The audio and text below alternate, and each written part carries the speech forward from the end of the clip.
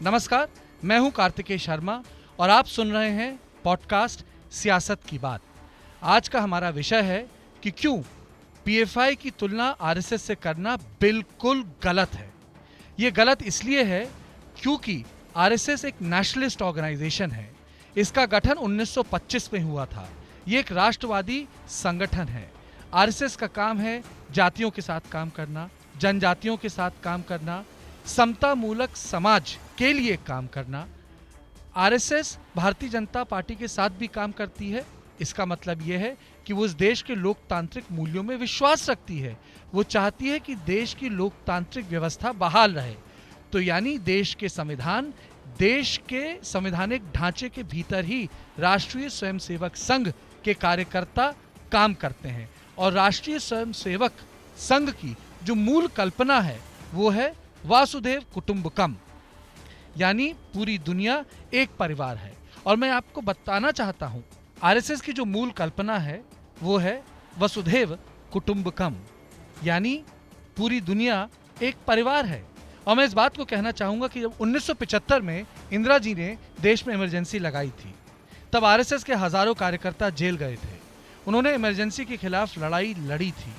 RSS के volunteers ने कोविड-19 में भी काम किया था। इसलिए आरएसएस का पीएफआई से किसी तरह का कंपैरिजन गलत है। पीएफआई क्या है? पीएफआई एक ऐसी आतंकवादी संगठन है, एक ऐसी विचारधारा है जो न केवल संकीर्ण है पर देश के खिलाफ काम करती है। ये विचारधारा एक संगठन में 2006 नवंबर को तब्दील हुई। ये कोरिकोड से काम करती थी, फिर दिल्ली में इसका हेडक्वार्टर शिफ्ट हुआ। वैसे तो कहने के लिए सोशल एम्पावरमेंट और मार्जिनलाइज कम्युनिटीज़ के लिए काम करना, इन बातों को वो सामने रखती थी, लेकिन मोटी बात यह है कि इसकी जो मुख्य विचारधारा ये थी कि किसी भी तरीके से हिंदुस्तान में एक इस्लामिक स्टेट कायम किया जाए, यानी एक सिम्मी का, student Islamic movement of India का वो दूसरा अवतार थी। और ये केरला सरकार का, केरला के हाई कोर्ट को कहना था, उसको बैन किया गया। इसलिए संघ की तुलना आप बिल्कुल भी पीएफआई से नहीं कर सकते हैं। पीएफआई के काडर सीरिया और अफगानिस्तान में लड़े, आईसिस के साथ वहां मारे गए। पीएफआई के काडर्स ने कई लोगों की केरल और तमिलनाडु में हत्याएं की क्योंकि उनको लगता था कि ये इस्लाम के खिलाफ हैं। कुछ लोगों के तो उन्होंने हाथ काट दिए।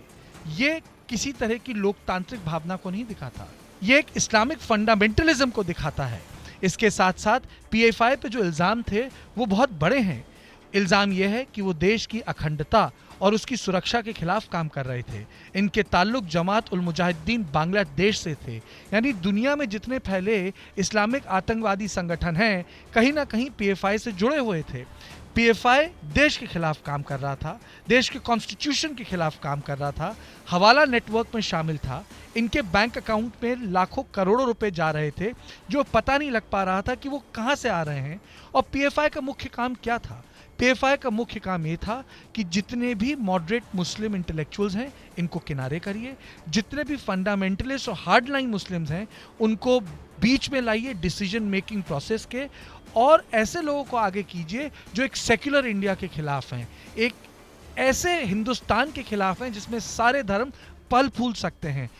पीएफआई एक इस्लामिक फंडामेंटलिस्ट ऑर्गेनाइजेशन है जो देश के खिलाफ काम कर रही है और खिलाफ काम कर रही थी, क्योंकि अब उस पर प्रतिबंध लग चुका है।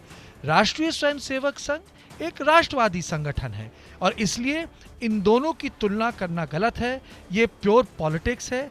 मैं अपने पॉडकास्ट में यही कहना चाहूँगा कि पीएफआई और संघ की जो तुलना हो रही है वो राजनीतिक फायदे के लिए हो रही है, और राजनीतिक फायदा जो कभी भी इन दलों को नहीं मिल पाएगा, क्योंकि इस देश के जो लोग हैं सच और झूठ के बीच जो फर्क होता है उसको समझते हैं। तो मेरे आज के इस पॉडकास्ट में इतना ही। मैं फिर लौटूंगा कल एक नए पॉडकास्ट के साथ।